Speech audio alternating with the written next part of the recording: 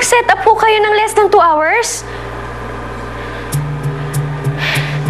Diyos ko, madali naman pala ko kayong kausap eh. O sige po, sige po. Nandiyan na po yung staff ko po sa venue. Sila na lang po ang mag-a-assist sa inyo. Sige po. Salamat. Thank you. Guys! May lights and sounds na tayo! Sa wakas, grabe, na-stress ako dun. Jenna, nakausap ko lahat ng branches ng Chunky Restaurant sa Manila. Lahat sila willing magpera ng ingredients at supplies at lahat sila willing tumulong magluto sa atin. Talaga ho? Naku, salamat po, Mr. Shim! Naku, wala. Hindi pa yan. Alam mo, sinunod ko lang ang advice mo. Sabi ko sa lahat ng head chef na Thanksgiving na okasyon kaya dapat magkaisa tayong lahat. Effective siya. Naku, ang galing-galing niyo ho talaga. Kaya no problem, naku. Good evening. Ano nga sa'yo? Hello po. Good evening. Kailangan kitang makausap.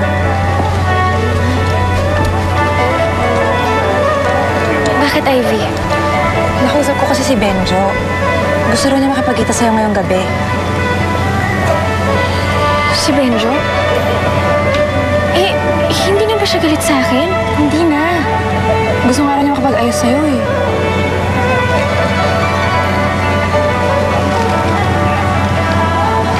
Pero kasi, Ivy, hindi ko pwedeng iwan yung festival eh. Hinihintay ko rin yung pagdating ni Ambassador Choi. Jenna, importanteng magkita kayo ni Benjo.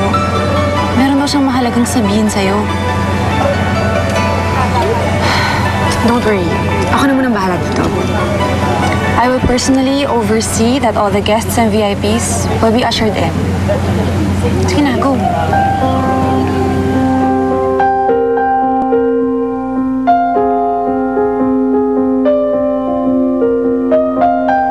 Gusto kong malaman mo na mahal ka pa ni Jenna. Benjo, kung pride ang pinapairal mo, walang mangyayari sa inyo. Tapos na ang lahat sa amin ng pinsan mo. Pumunta ka sa park bukas. Alas 8 ng gabi. Darating si Jenna. Hintayin ka niya. Sa iyong ako'y nahuhumaling at sa tuwing ikaw ay gagalaw ang mundo ko'y tumitigil para lang sa'yo ang awit ng aking puso.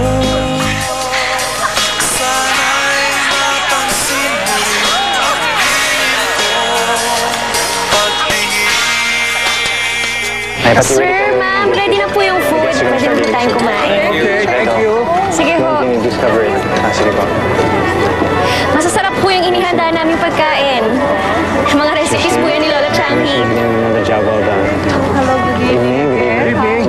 Nice seeing you again. Kayo ho.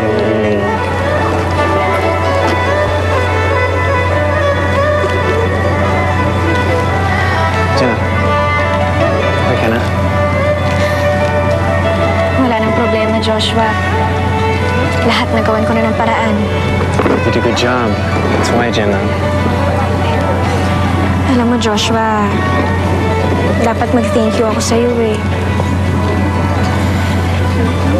Nabigla lang kasi ako sa dami ng problemang dumating. Pero buti na lang, naalala ko yung ipinangako ko sa sarili ko. Na hindi ako susuko. You're an amazing girl, Jenna.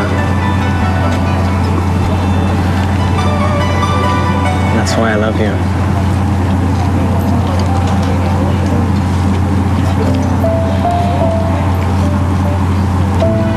Joshua. It's okay. It's okay. You don't have to answer me right now. But I just want you to know that every passing day, I fall for you over and over again. And I'm willing to wait until you're ready to tell me that you love me too.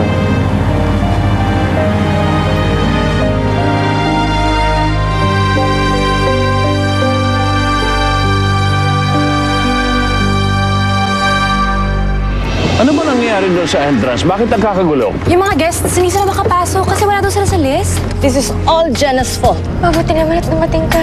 Walang araw at gabi na daan na hindi ko naisip ang ginawa mo sa akin noon. Mas pinili mo sila kaysa sa akin.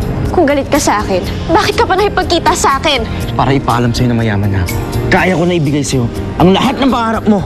Yun ba ang tingin mo sa akin? Kaya ako sila pinili dahil sa pera?